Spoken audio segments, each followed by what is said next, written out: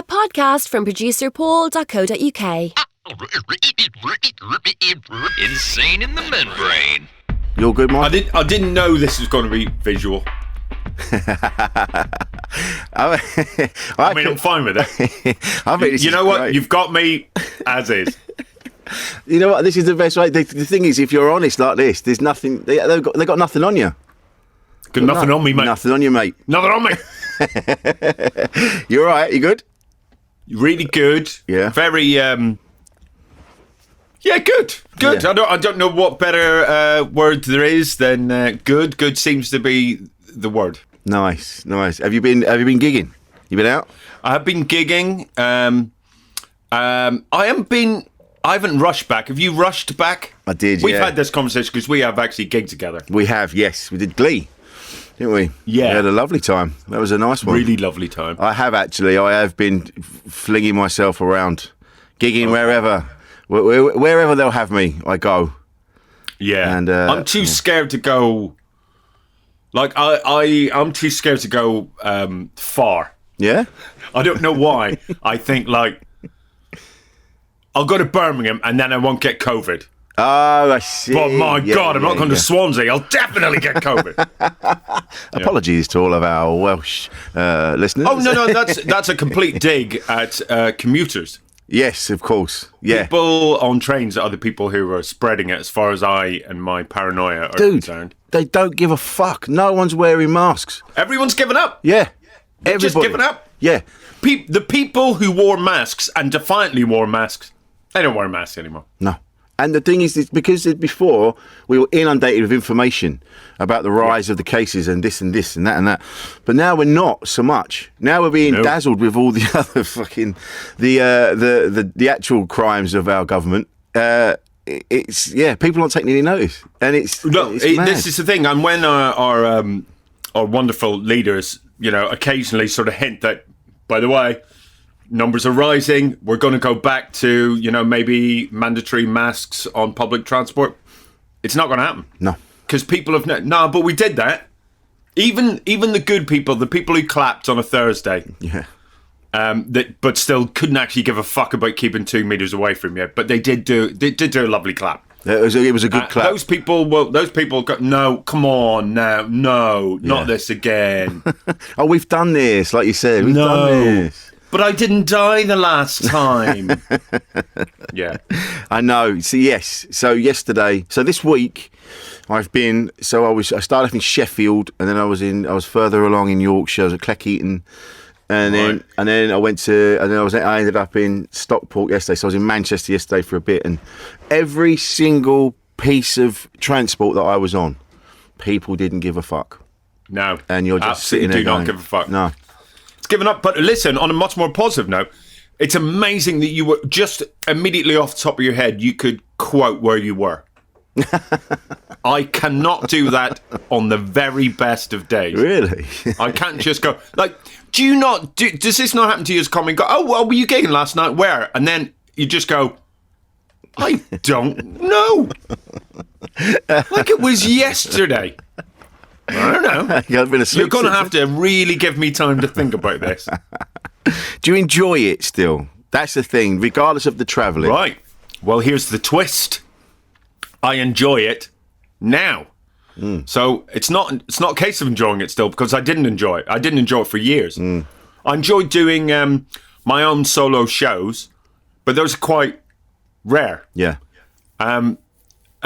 So no, I didn't really like doing club comedy, but it was nothing to do with club comedy. It was to do with me.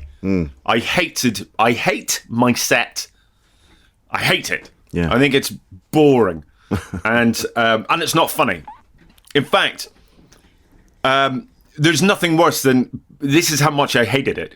I'd be on stage doing my set that I despised and getting laughs, and then looking at the audience, what a bunch of cunts you are. What a bunch of fucking morons you must be to find me entertaining. So it was, I'd say, not a good place to be in, job-wise. That's terrible job satisfaction. You're doing your job great. That's not what I want.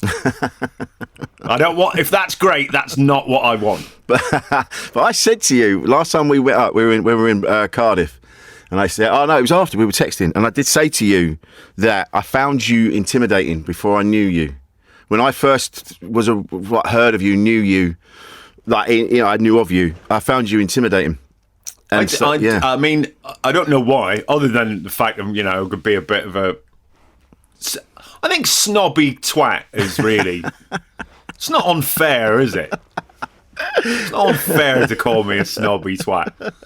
There's elements. But of that, I distinctly remember a gig that we were. I can't remember if we had met before that. I get the feeling we had. But when I say I can remember the gig, it was definitely in Europe. It would have been then. It would have been then, yeah. Whittle it down, and you were, I think, closing. Yeah, you were. You definitely were closing, and you'd been to another gig, so that was already your points were well above. So it's like, I see this guy that I don't really know. He's got another gig. So, and I found the room not that easy, and I know how long I'd been around for. Well, at the time I didn't know how long you'd been around for because I didn't really know you. And the very fact that you come on and you waltzed on, and also you looked good, so that didn't sit well with me. That you looked good, and then you fucking had a great one. I was like, God damn it. Who's this prick? Well, I thought you were brilliant. Thank you. I can safely say from the first time I met you, I thought you were brilliant. Oh, mate, thank you. It was the same with you. I'm glad I intimidated you. You did. And it was, I think I knew you, because I'd seen you do things maybe online and stuff like that. And, and you do, I think that is because you do speak your mind. In a good way. Yeah, or a version of it. It's not, I mean, here's the thing. When I started writing stuff online, just for a laugh, you have to understand it was at a time when comedians had just really got into, MySpace had died, and all of a sudden Facebook was this really big thing. And comedians were really, really posting a lot on Facebook. Like, it seemed like not every comedian, but a lot of comedians were posting hourly. Yes. About, bloody hell, just got off the phone with the bloody BBC again.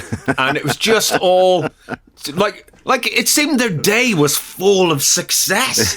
And I couldn't help but think that doesn't ring true with my experience of being a stand-up. Where's your fuck all? Yeah. Where's all the fuck?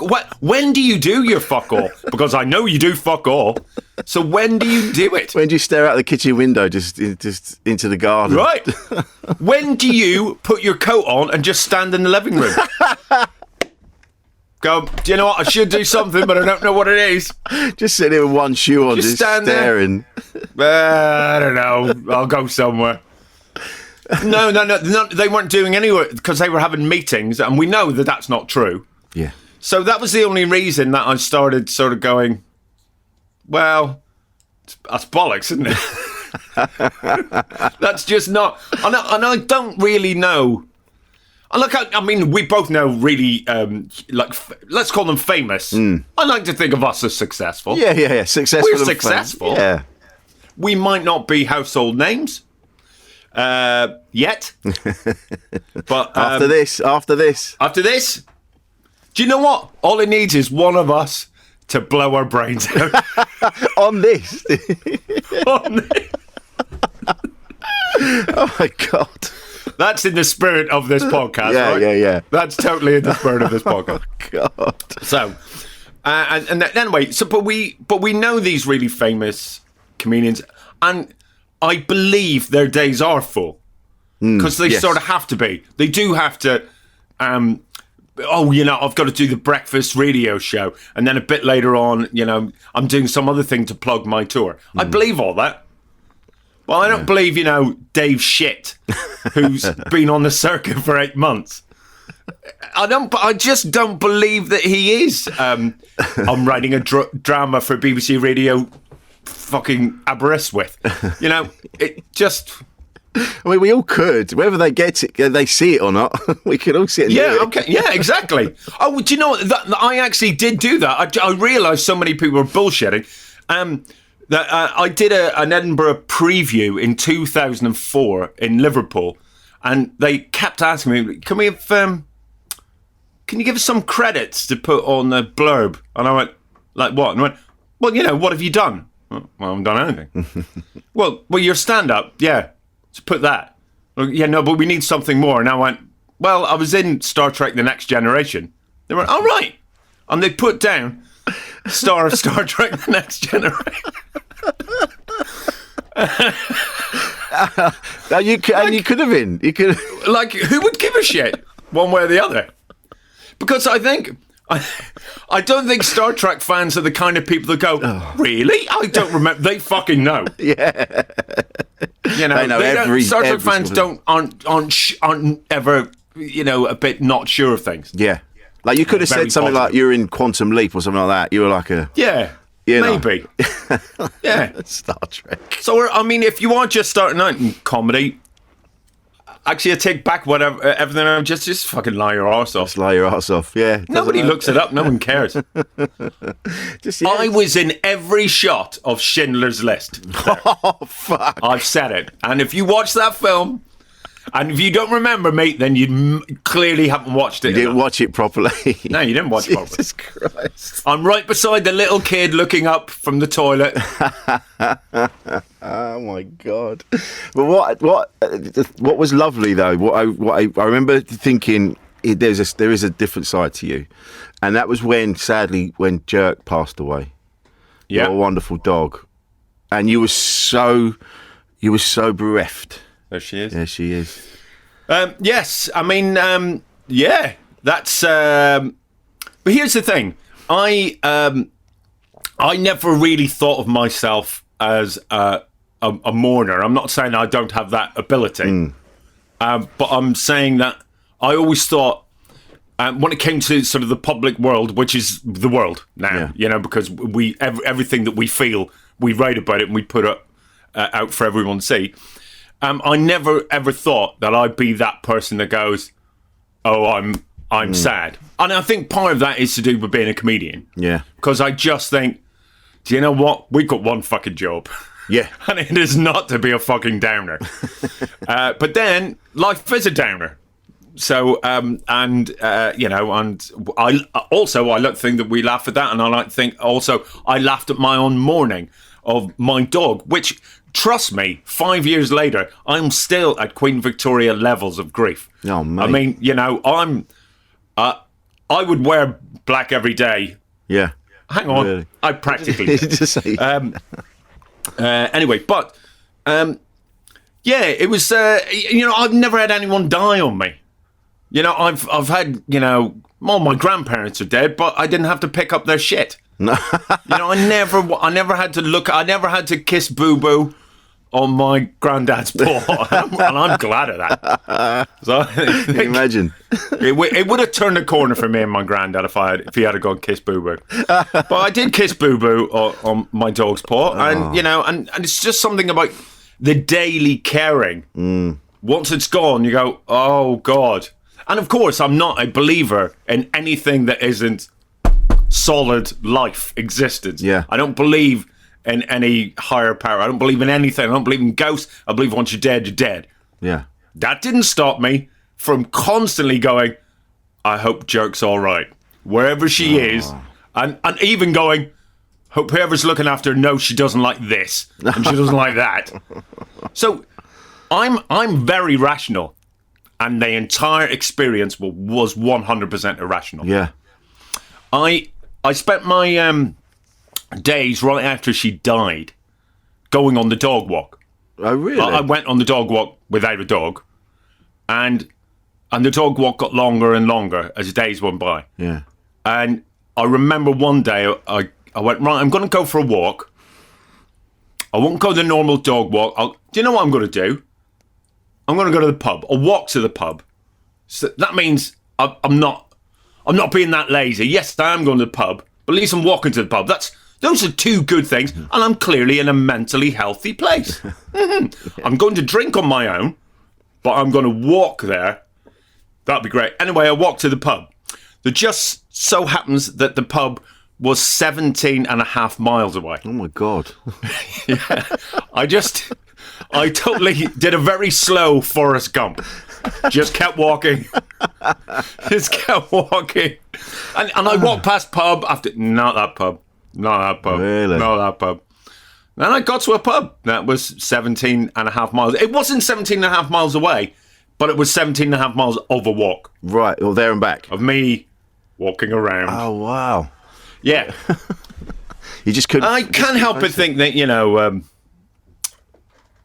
Trent really got the last fucking laugh in the whole sort of... Christ, do I have to go back on the lead? Do I have to... Bullshit. The bullshit that dog owners do to dogs that dogs can't fathom.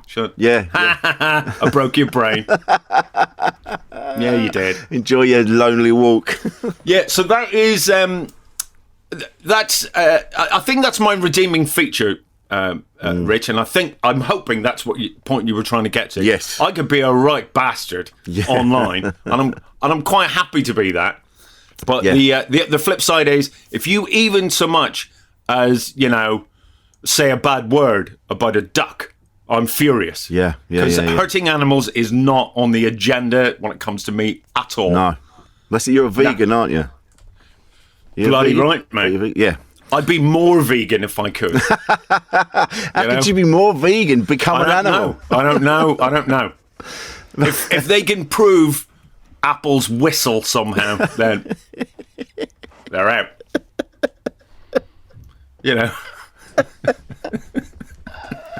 Oh my God. Yeah. Well, I've just... oh, wow. I've just become... I'm a vegetarian now. Right. It's been a slow process. I really love cheese, man. I'm trying. Yeah, I mean, people... That's it. People, love stuff. Yeah. It's hard to give it up. Yeah. The way, I just... I did have trouble for years eating meat. Because just felt... I enjoyed it and all that, but it was at the back of my mind, it was always like, this is flesh from something. Yeah. And it always sat a bit weird with me. Yeah, it was weird. Like, it's all I ate when I was like a teenager. Like, I didn't like a single vegetable. Jesus. I think it was being a teenager and being stubborn. So I lived off right up until I was 21. Certainly, from about 15 to 21, it was just burgers. Yeah. And I don't mind saying this about myself, but I was a right fat fuck. Hey, but can we emphasise? I was a fuck. Yeah. Oh, yeah. I mean, yeah, you were. I was fat, but I was hot. Right? So I was a fat fuck up until, I was about 20. And then something really good for weight loss wise, something really good happened to me. I moved to London and I couldn't afford food. Yeah, that'll do it. That'll do it. Yep. So, the pounds just dropped off. Due to, the London way. Those probably were my first vegan years. Me and Bobby Sands, we went through our vegan phase. What a comparison. Yeah. It's good to know that I'm not the first Northern Irish vegan. Bobby was there for his last month or so. He was vegan. Good reference for the kids. Exactly. Google Bobby Sands. Yeah. And then come back to us. Got rest in peace for Bobby Sands. So anyway, wait. Well, you were talking about not believing in like a higher power. You just like, when you're dead, you're dead. And every person I've met who's from Ireland always had, even if they kind of go, I don't really believe it, but because they were brought up in a certain way. It's still inside them. They still at the back of their minds. It's like, no, I don't know. There's still absolutely. That thing. I mean, there's if we're being really honest, and I like to think we're being really honest here, Rich. There's never, I'd say never, a plane that I get on where I don't talk to God in my head. Right. And I don't believe in him. No. And I make a deal with God every time I'm on a plane. Just get me Just get me there safely. It's like Kate Bush. There you go. Yeah, make a deal with God and get him to swap our places. And I don't like these seats on the plane. Can we swap me and God? Well, you wouldn't get an upgrade, wouldn't he? Surely. Yeah. Oh, he's a first class guy, Isn't he? Isn't he? He's a first class guy. Yeah. I mean, I absolutely adamantly do not believe in anything like that. I know there's not, because I'm a rational person, but there's so much irrationality, if that's a word. It seems like it should be. Yeah. That is, it's, indoctrination. That's how I was raised as a Catholic, and, the old phrase, once a Catholic, always a Catholic. You're doomed. Yeah. You are. Just a lifetime You're of never guilt. getting out of that gang. No. Just guilt forever. Guilt forever, but also fear. Just, really? Fear of, fear of, like, well, what if there is an afterlife and I am going to go to, because I've got a one-way ticket to hell, definitely.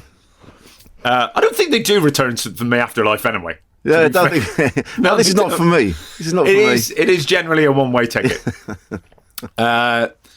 Yeah, so I think it's just fear and guilt, and and sort of in amongst all the rationality, there's just that gnawing away at the back of your head. Well, what if there is a God? And at the end, everyone that you ever knew will be there. It won't just be God judging you. Everyone will know. Your mum will know. Everything you ever did. To be fair, my mum's a Catholic mum. She knows. She knows when I'm doing it and how often I do it. She can feel a rumbling in the force. She's just... Oh, no. She's got a mum sense. She'll know. Yeah. She'll put down her knitting for a second and go, disgusting. Then back. She'll just know. Back to it. Click, clack, click, clack. Back to it. Knitting another Jesus. Can't do it quick enough for that boy. We need more Jesuses. Yeah. But I wasn't brought up Catholic or anything, but I was brought up to believe in God. Right. And so even on my level, there's still a bit of me that goes, I need to be better. I need to be better. And I'm like, what? For who? For what? Just be better to your fellow man. Don't worry about that. I think, well, I mean, it's, we know all this.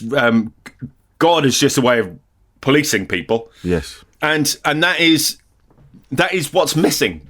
Because, unfortunately, that way of policing people doesn't work, because then you get worried about God and not about people. Yeah. Because then, basically, God is Twitter. Because, oh, brilliant, no, I'm with God. So therefore, if you do something bad, you're the worst. And I saw that. Did you see it, God? I saw it too. And that's how Twitter works as well. Yes. It's Twitter is a fucking religion. Social media is a fucking religion. And damning people, is so addictive. Yeah. And it's the same. It's just another wave of fucking Catholicism, which is the full name of Catholicism. Are you a Roman Catholic? No, I'm a fucking Catholic. Oh God, they're the worst ones. But I do get this. Apart from human beings and using it to manipulate other human beings and get money out of them, basically, and power.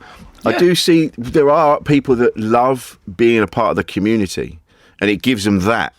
There is that is true. There's I go to mass when I go home, and I go there simply because my mum sings in the choir, and I think, do you know what? It's not fair that my mum can't go to my gigs because I say cunt, and my mum will not be in the room with that word. Those are my rules, by the way, not hers. I'm not having my mum in the room with a cunt.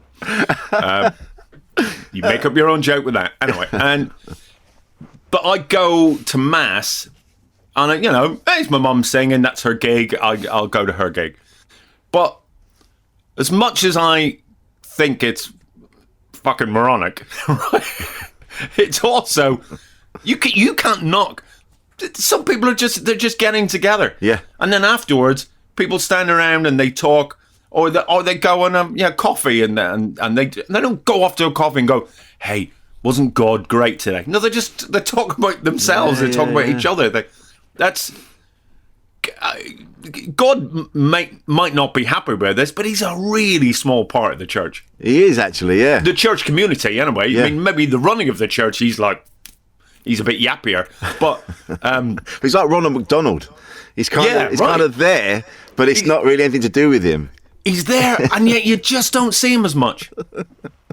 Yeah. Yeah, it's all under his name, but... What's the difference between the arches and the cross? Exactly. Nothing. It's the same. It's the community. It's that thing happening regardless. And it's... What was it like? Do you remember the day when you went, hang on a minute, this doesn't sound right? Yeah, and the thing is, I got hit for it. Oh, right. So, I mean, that's properly stuck in my head. I bring it up to my mum and dad fairly often. Do you remember that time that you beat me for saying I didn't believe in God? And they go, yes. Do you remember what you did that day? Yes. We actually further beat the belief out of you. That's right. You made me believe even less. Yeah. So thank you. Because I hadn't done anything wrong. And you beat me. Therefore, does sums, God doesn't exist. Because if he did, that shit wouldn't exist. I was 6 when that happened. My God, what? And what happened was, we were on a family holiday, and we were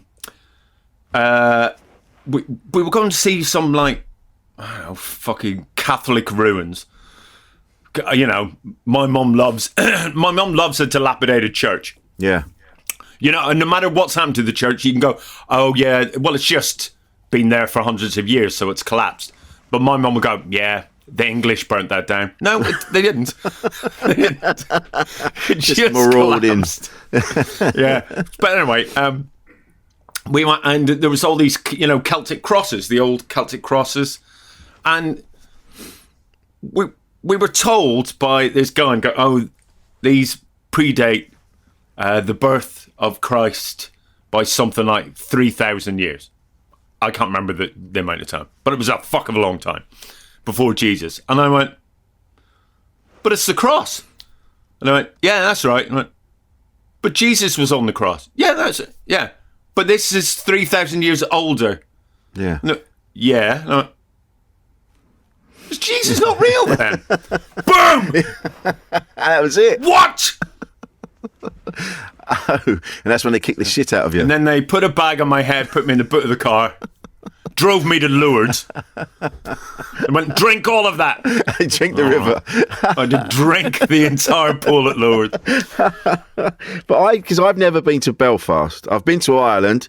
I've been around the edges of Northern Ireland. I've been to Enniskillen. And I was there. We were there just as when we left, they blew up the police station. Not because we'd been there, but sure. It's just But I know people that are from Belfast, and they've said to me that they struggled when we first met each other. They struggled with my accent because it was the soldiers that were in and around the place sounded like me, so they struggled with it a bit.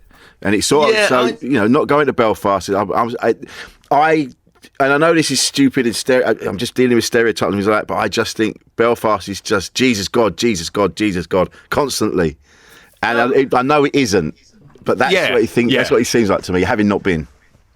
Yeah, I mean, I wouldn't say it's not that, but it's definitely not so much. In fact, if anything, it's much more. It's much more political than it is religious. In fact, all of Northern Ireland really is much more political than it is religion and religious. And the whole sort of religious divide is fucking... Yeah. I'm not saying it's bullshit, but the if you like, the meaning of it is bullshit, because it's like it's not really Catholics versus Protestants, because that doesn't exist really. Like 99% of people in Northern Ireland couldn't give a shit. Absolutely could not give a shit. But there's a very loud percentage, very small percentage of people that do give a shit.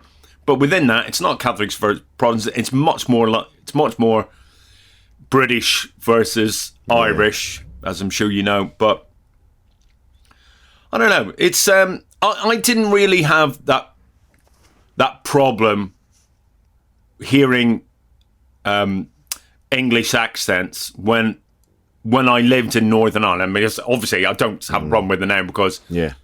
I live in England and they tend to be everywhere. But but I do remember, it's only happened a couple of times, so don't get all scared or anything. No. Because honestly, a couple of times we were walked from my house to school by soldiers. Now that's but honestly, when you're a little kid, getting walked to school with a guy with a massive gun and a funny voice, best fucking day ever. You know, there just wasn't a fear of. Do you know what? I was definitely brought up not to have a fear of the British Army. It wasn't a fear. If anything, it was like, look at those dickheads. I mean, it was just like, why are they here? Yeah. Go home. You know, you're only hurting yourself, you fucking idiots. I mean, I say they're hurting themselves. I do believe other people tried to hurt them. Yeah. A lot. There's a lot of that. But you know, it is one of those things. I didn't have a problem with the Troubles or anything like that when I was a kid during the Troubles. Just didn't care. Yeah, right.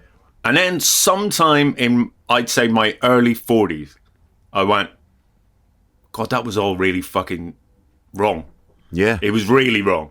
And I would say, if we're really going to get insane in the men brain, proper talk now, I think it would probably do me some good to sit down and talk with a professional about how I feel. I think so. About Northern Ireland. Yeah. Because at the drop of a hat, at the drop of a balaclava, let's do the gag, I probably will have there's a massive lecture in me that wants to come out. Yeah. And I know that someone at some point is going to say, not the wrong thing, just a thing that rubs me up the wrong way, and I go, right! And it's all got to, and it's, you know, You're gonna and get it'll all be Ian some poor Paisley. guy that doesn't really know anything about the Irish story or the Northern Irish story or the British story. Like, for instance, I know British people don't know much about the British story because, you know what, I've been doing a routine for, I'd say, 5 years about Mrs. Brown's Boys, and one of the gags in it is what I say, you know, that Cromwell was a visionary. Yes. Now, when I first did that got a laugh every time because people have gone, holy shit, an Irish guy is saying that he supports Cromwell. Now that gets nothing because more and more people go, I don't know who Cromwell is.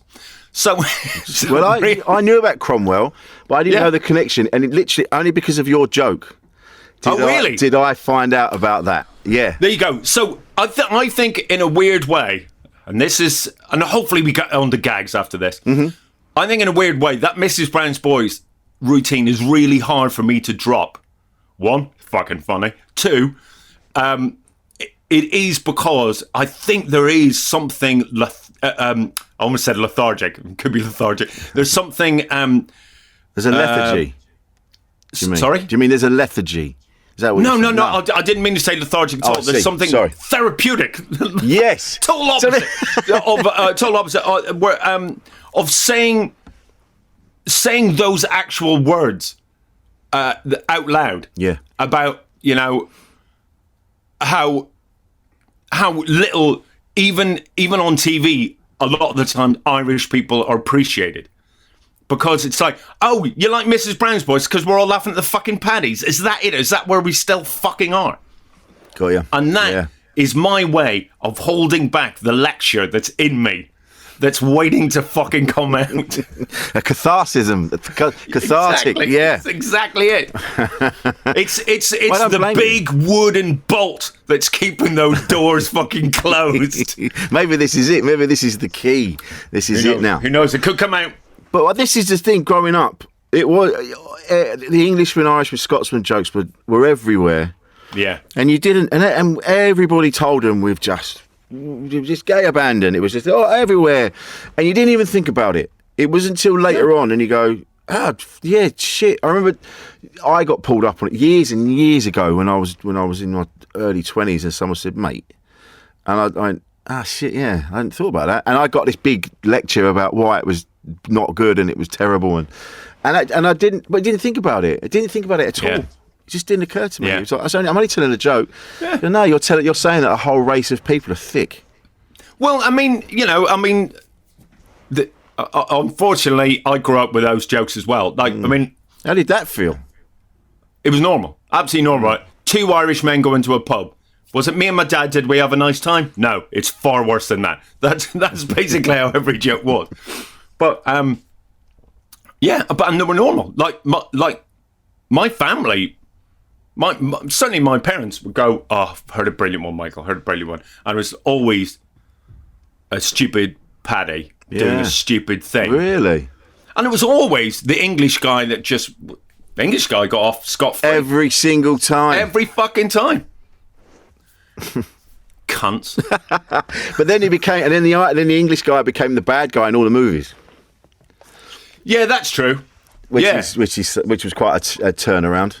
Yeah. Whenever they Do you know wanted what? I mean, this will sound like a crowbar, but here's the thing.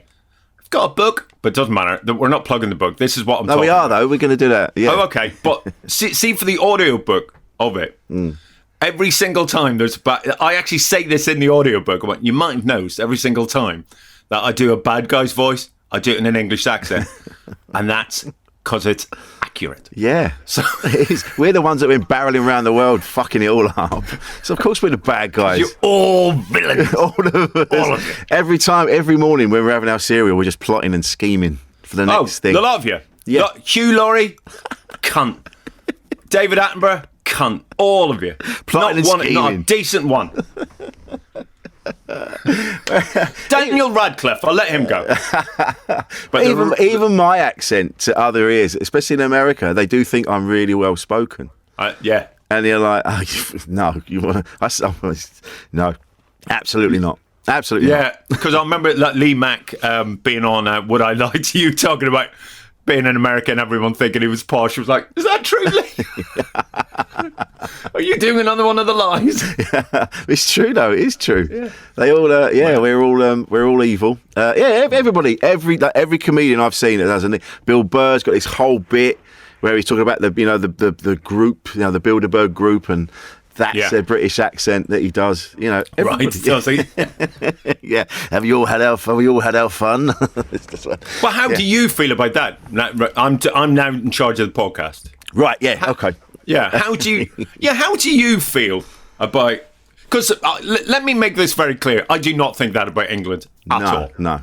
I definitely think there's something missing from the English education system, which means that kids might not know about a lot of British history, which I definitely think there's no point sort of going, yeah, we were dickheads then, so let's not talk about it. You were dickheads, I think you should talk about it. Yeah. But that's that, and that's it. It's always been, as far as only in the last few years have I now been sort of, and I'm 49, and I'm suddenly like, you look great. Oh shit, thanks mate. Oh shit. It's like, we were just told this happened, that happened. We were the leaders. We changed everything. We went around the world and we educated everybody, and we discovered all these worlds and these lands and this, that, and the other. And it's only in the last sort of 10 years you go, no, you didn't. It was people already there. Yeah. In fact, you weren't even. It is exactly just gone. Oh yeah, do you know what? I've just discovered this house, but there's a family in there. Now I've discovered it.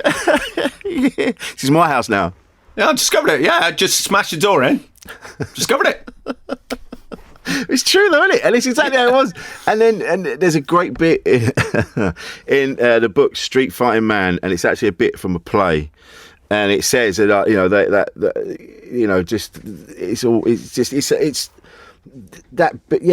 going around basically stealing from other people under the umbrella of bringing them culture.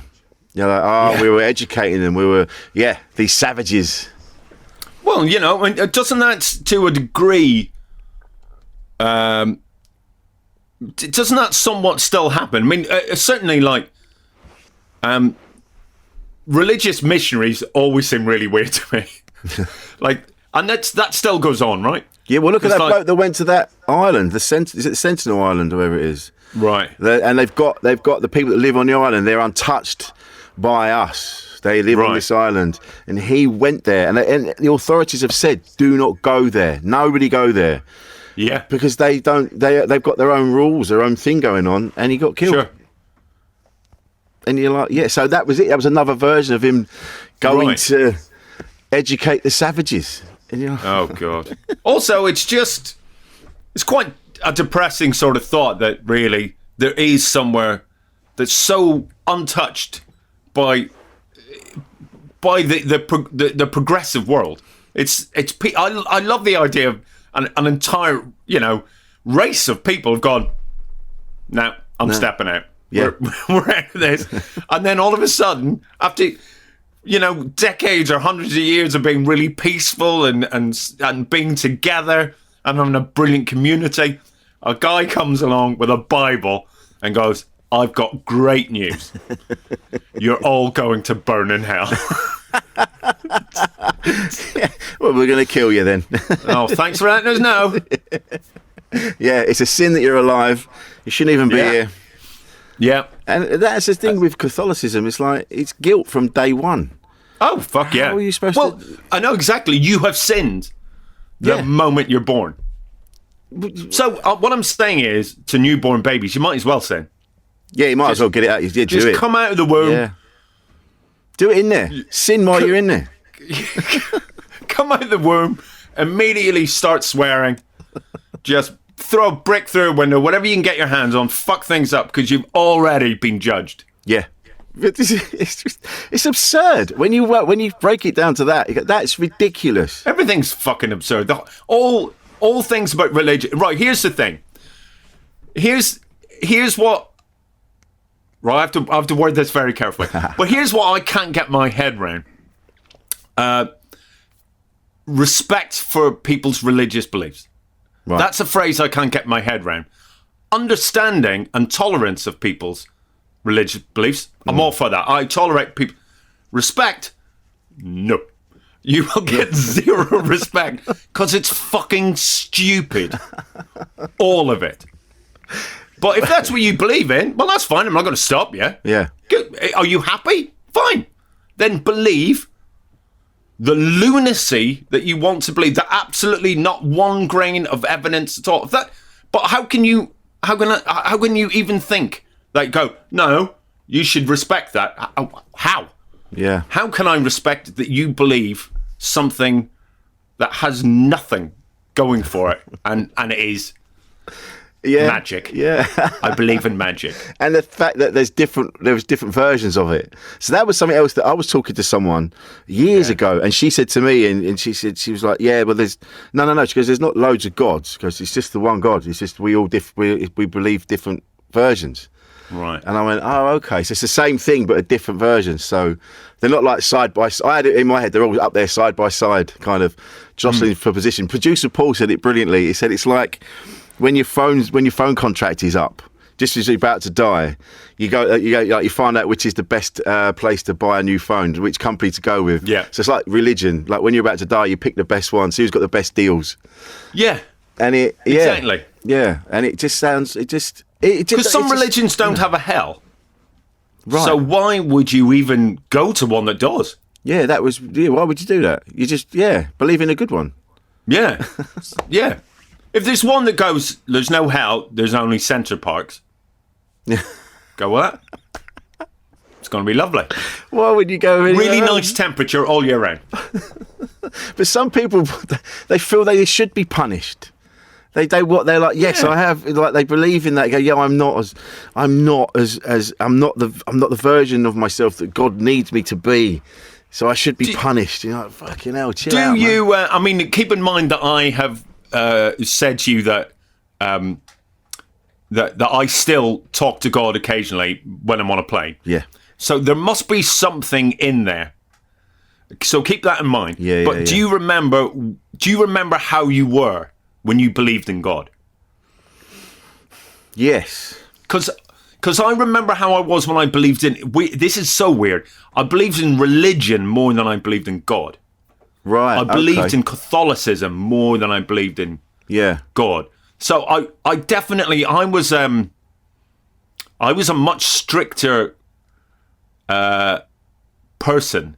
I remember having a conversation when I was 21 with someone about abortion. And I said these words. I said these words, abortion is murder. Wow. That's what I said. Okay. Because that is genuinely what I believed. Right. And she had a chat with me. And within that chat, I went, oh. And it was like, it wasn't like, do you know what it was like? It wasn't like having a big sort of, hood of shame put over me. It was like somebody fucking throwing me a rubber ring. Yeah, yeah. Oh, fuck. So not everything is damnation. No. It isn't. Well, that was it. But that was because of what you were brought up with. There's completely correct. And do you know what? It never crossed my mind that wasn't wrong. It never. Well, we trusted the adults. Yeah. We trusted the adults with their. We absolutely did. Yeah. And, it is. I find it really weird to think that, I was so late on in life. I was an adult. And I still had some weird fucking beliefs that no one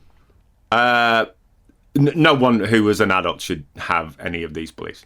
None. But this is it. It's that I'm the same. It's only been in recent years where I've gone, having now been a parent for longer than I wasn't, and being a grown up now, and you kind of go, yeah, the grown ups didn't know what the fuck they were talking about. They were just putting their bullshit onto you.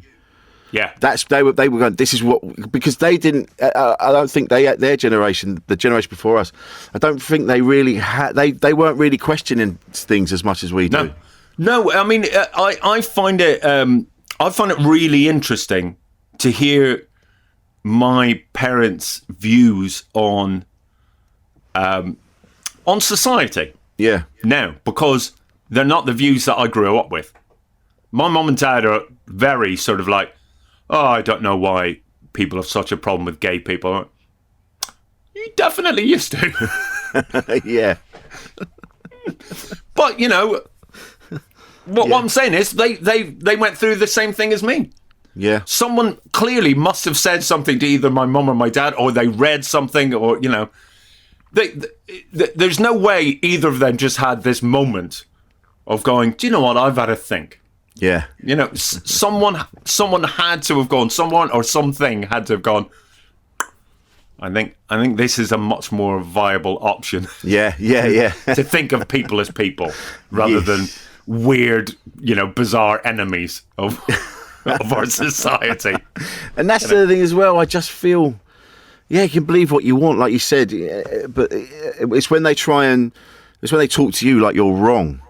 That's when I have an issue with religion. It's when it's like, oh well, I'm like you. I do still speak to someone now and again. Yeah. I just still go, sort that out for me. It's never when I don't need it. That's something as well. Someone said that before. They went, you only ever talk to God when you need something. Yeah. You know what? Here's what I do get upset with God, but I get upset at the wrong things, because I do talk to him when I'm on a plane. Yeah.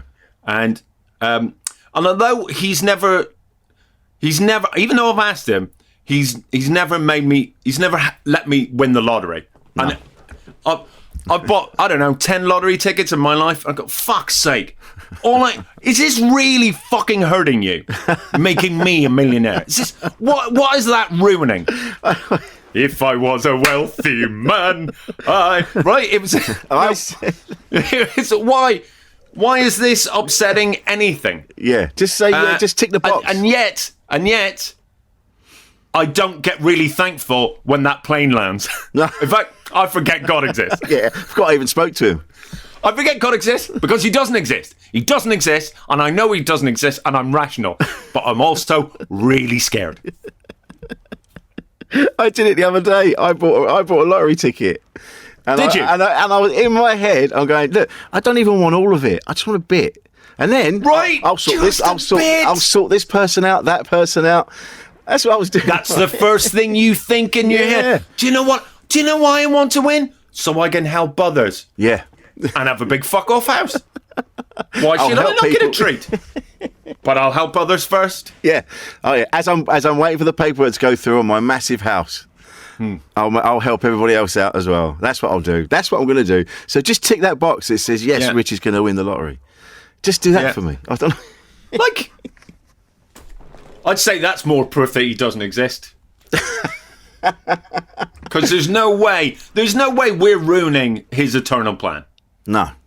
No way. Whatever, yeah. Mind you, it is that when, was it the Ricky Gervais film? Is it this? What's it called? The Secret of Lying or something like that? The invention. No, not him. It wasn't him. It was Bruce Almighty, and Bruce Almighty when it all came in and everybody won the lottery. Everybody. So they ended up with like 0.00% of a dollar or something like that.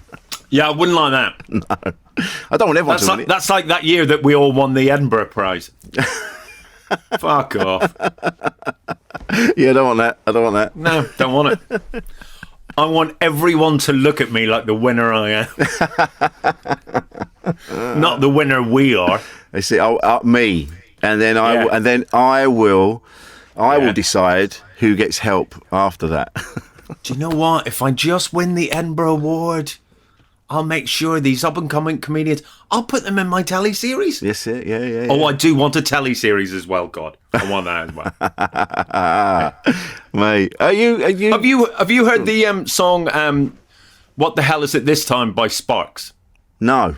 That's a great Talking to God song. Is it? Because it's just going, oh, for fuck's sake, what...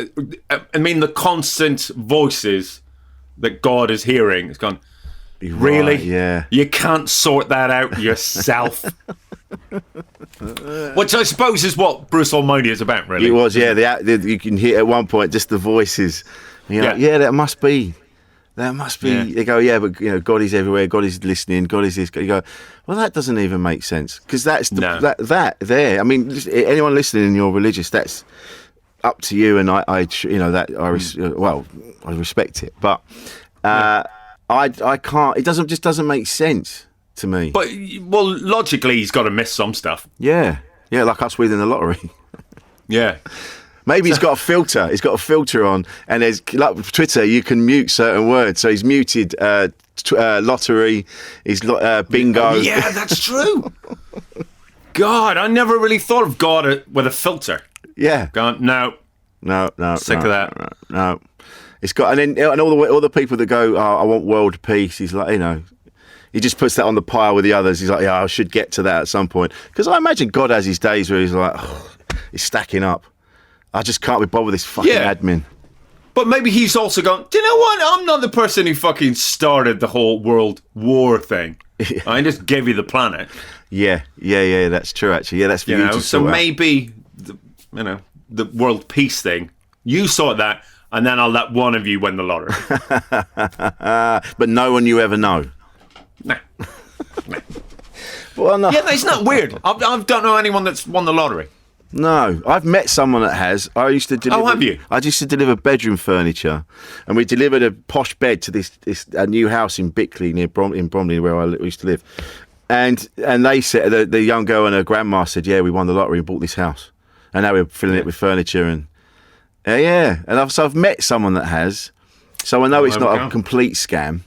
Because there is that thing where you kind of go, oh yeah, I reckon it's just stooges. Every now and again they wheel someone out and go, we won the lottery, it could be you, and then we all buy tickets again. I mean, is this snobby? It is. Yes. They never look cool people, do they? They never have good taste. Do you know what I mean? It's never... I don't remember seeing Lou Reed and Laurie Anderson with a big check and a bottle of champagne. It's having won the postcode lottery. It's always no matter what, they always look like Brexit voters even before we heard of Brexit. Just like I wouldn't let you within 1,000 yards of my kids. Maybe that's it then. Maybe God just favours. He favours those kinds of people, those different people, if you will. Well, it does change you. Yeah. You know, all that money. People say, oh, the money won't change you, but it does change you. It changes every single person who suddenly, out of nowhere, gets a huge amount of money. So maybe if you are an absolute prick, you'll become a decent person. Maybe that's the thinking. I don't know. Maybe, yeah, or maybe yes. Do you know what? He needs changing. Let's give him a whole load of money. But have you had therapy before? I'm having it now. I'm having counselling now. Yeah, I've had therapy twice, but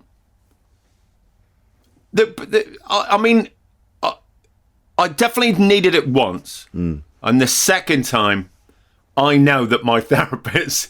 But put it this way, he was struck off, or whatever phrase it used. I suspected there was something about him that wasn't right. Right, even down to his name. Dr. Wayne. I'm not going to Wayne the therapist, but I did. I went to Wayne. Where was Wayne's? Right, Wayne. Where was Wayne's surgery? It's an Elephant and Castle. Do you know, you walked in, he opened a couple of tins, we had a right laugh. Hour later, everything was fine. Oh, I'm sure this is the foyer of the Dole office. No, this is right. No, it's fine, it's plush, it's an office. Drink away. But the first time I went because it's sometime in the 90s, I broke up with someone and I felt, oh my God, I think I'm worried that I've made a huge mistake, and also, I don't know, I felt very alone. Yeah.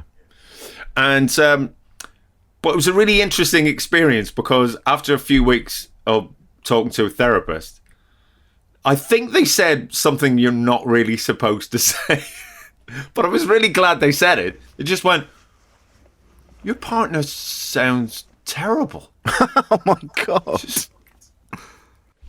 You're definitely not missing out by not being with them. And I was like, yeah, but I might not ever meet anyone that good again. Right?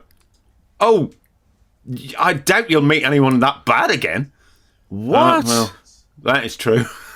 And the thing is, they were right, because I've not met anyone at all that bad. Really? Ever, oh my since. God. No. Terrible human being.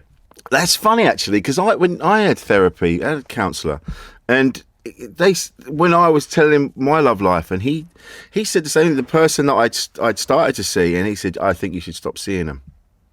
Whoa. Yeah. He goes, I think you should. He fancied her? I don't know. No, he didn't, because he was gay. Oh. He said. I remember saying that, because I remember coming out and speaking to her and saying, he said this, and she went, well, you shouldn't be saying things like that. I'm like, that's what he said. Turns out he was right. Yeah. So maybe there is something in it. Maybe what we're doing, we're seeing honest therapists. Maybe there's maybe. But keep in mind, that wasn't Dr. Wayne. No. Dr. Wayne was like, he was fucking weird. What else did he do? Well, Dr. Wayne said that he said at one point he said you have to try and befriend people that look like the people that you were friends with years ago that you connected with. Like, What? Yeah. So it'll remind you of those times. So all of a sudden you'll have this new circle of friends, but they'll look like the old son. Like, what is this? 1, why do I want to get rid of my old circle of friends? 2, what the fuck? So Replace him with lookalikes. I suspected that he sat there and drifted off a lot and then went, right, I think he said this, and put 2 and 2 together and came up with Q. And then just went, right, well, here's what I would do, Michael, is just don't have any more soup. What? All right. And you went, well, I'm paying him money. I mean, and he is Dr. Wayne after all, so... I mean, he's got that certificate that says Dr. Wayne. Yeah. They can't come cheap. Out of a vending machine. What stopped you going to see Mr. Wayne? Dr. Wayne, sorry, Mr. Wayne is Batman, obviously. Yeah, Doctor. Oh, he's Mr. Wayne now. Let me make that very clear. Mr. Wayne is Mr. Wayne now. Why did he get struck off? Do you know? Well, I don't know. I don't know. And I'm not 100% sure it is him, but it just makes sense because I heard from someone who went to the same, if you like, centre as me. I went, yeah, it was this guy. And she went, what was his name? Dr. Wayne. And she went, yeah. But she wasn't too sure if that absolutely was his name. And she went, yeah, he literally just made shit up. And I went, well, that's how it came across to me. Wow. So he was like, put it this way, someone was asked to leave, and I only met one of those people, and I reckon he's the most likely. Dr. Wayne. Oh my God. It's funny, isn't it? The guy I've got now, he's great. He's just, we're having to do it via Zoom, but he's brilliant. He just sits and listens, and I talk about all manner of stuff. And every now and again, he kind of steers it back on topic. Because I'm just talking to my laptop for an hour, and he's just, just get it off my chest. Because I wanted to. Yeah. I think the reason I went is because I needed to see if I was a decent person after this horrible thing that had happened, and just to figure out if there was something I could do to improve if I was this person that this other person had said I was. And okay. It's like that. Isn't that interesting? That you've actually clarified why I went to the therapist in the first place, not Dr. Wayne. No. First, because I felt I was horrible. Yes. For ending a relationship that made me feel like shit. Yeah. Constantly. And anyway, after 3 weeks, like I said, I think he did the right thing. Yeah. Who knows? But yeah, you're right. I mean, I think that's a good thing to find. I mean, I don't know anyone that would think of you as anything less than an absolutely perfect human being, quite frankly, because you're a joy to be around. But it is nice to have some sort of professional clarification. Yeah. I just need that sign on the dotted line. Yeah, no, it's certified. I'm not alone when I have these thoughts. I know I'm not. But honestly, if anyone ever compliments me, just go, oh, Michael, you're great. In my head, I go, I'll get a second opinion. Well, you are. I think you're great. You've become one of my most favourite people. I think you're brilliant. Here's the thing. And I reckon you'll think this about you too. I reckon I'm great too. I know I'm bad. I know that I have so many bad parts to myself, and some parts I'm ashamed of that I shouldn't be ashamed of, and some parts I'm ashamed of that I definitely should be ashamed of. And I know that I'm a fuck up of a human being, but I also know I'm fucking great. Yeah, you're a human being. And I'll tell you one thing, and this is one thing that Catholicism has not fucking wrung out of me. I do have a fear of death, and it's not going to hell. It's really not going to, and it's not going to happen because that's not going to happen. It is literally going, oh, that's a shame. I would have enjoyed a bit more of me. I'll miss me. I've enjoyed being me. It's a shame there'll be no more me. God damn it. Yeah, I think that's it. It's yes. I'm not. I fear. No, the only reason I fear death is that when this is good, it's really good. Yeah. And it's funny as well talking about therapy. Someone said to me the other day, we only go to therapy because of other people. We don't go because of ourselves. Like, I feel I need a bit of a tune up. It's always what someone else has done to you. Yeah, I mean, there's definitely. It's definitely a good thing to go to. Definitely, and it's we can see the results of people accepting praise and not questioning it, not going sort of like, am I great? I'll have a second opinion.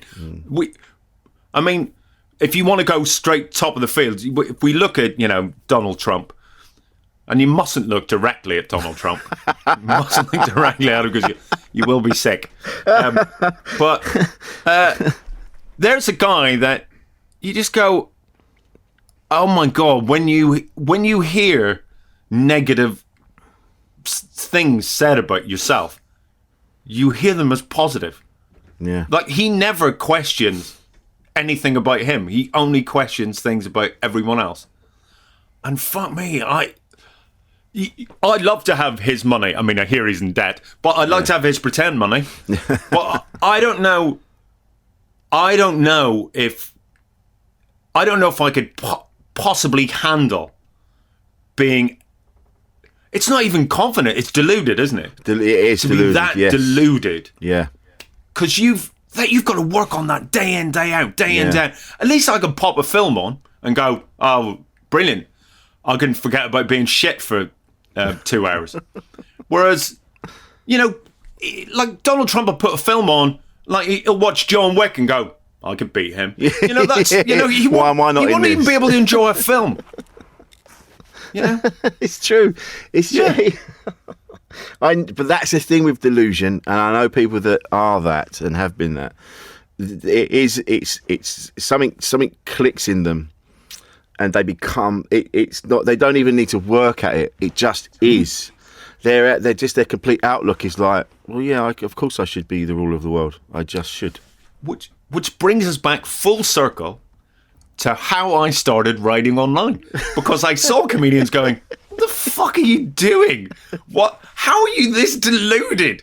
Why do you think that other adults will read the thing that an adult has written and gone, yes, that's true, and not go, fuck off? But the thing is, comedians can be as deluded as they want because they're not Trump. They have so many chinks in their armor. We're riddled with chinks in our armor. So you can just go, oh, yeah, had another meeting today. Was it a meeting, or did you speak to your agent about, do you know what? Yeah. I had a dream last night and I think I'd like to be on fucking This Morning with Richard and Judy, even though it's not on the air anymore. Yeah. Yeah, sure. It's a meet. I mean, yeah, I suppose it isn't a meeting of sorts. It's not a meeting, is it? No, it's not a meeting. No. You weren't asked to come in. You weren't driven. You weren't picked up in a car. No. They weren't sitting around a boardroom. Right, what can we do with you? Yeah. I know, mate. But speaking of which, though, you've got a book out. This Old Thing? Yes. Yep. My magnum opus. So, I mean, it is a book. Let's not say it's not a book. But firstly, some people have asked me what's it about, and it is about nothing at all, because it is basically writing that I have done online over the years. It's not a best of. People who sort of have, somewhat enjoyed my writing online might go, oh, I hope that Mrs. Brown's Boy's in it. No, it's not in there. It's pretty much, I'd say, predominantly writing that I did online that I really, really, really liked and no one else did. So it's the worst of. It's the worst of. But there's a lot of new stuff in there too. So it's about 50-50. Excellent. And where can we find that? Is it available everywhere, or is it made? It's available everywhere if you have the internet. Right. Because then you can go on gofasterstripe.com. That's gofasterstripe.com. And you can buy my book, Strawberries to Pigs. That's the end of that plug. That's as much as I could possibly do. I was trying to think of another thing. How else can I encourage people to? Do you know what? I could not give a fuck if you don't buy it. I think your very existence. Is that going to change anything? It's the exact same. I have the same sort of feeling that God has. I don't care if you fucking end up with this. Just like he doesn't give a shit if I don't end up with the lottery. I don't care.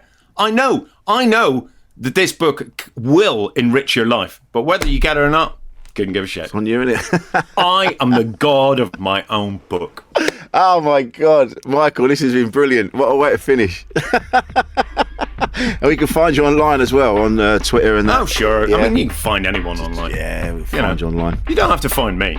There's plenty of people. He's around. You'll come across him at some point. I'm around. Nice. Let's have a pint. We don't need to go and do that soon. Mate. Yeah? Talk music. Let's... Mate, my favourite song of all time is you saying, let's have a pint. Yeah. Love it. Let's do it in the next couple of weeks. Michael, thank you so much, mate. Thank you, mate. Been an absolute joy. Thank you.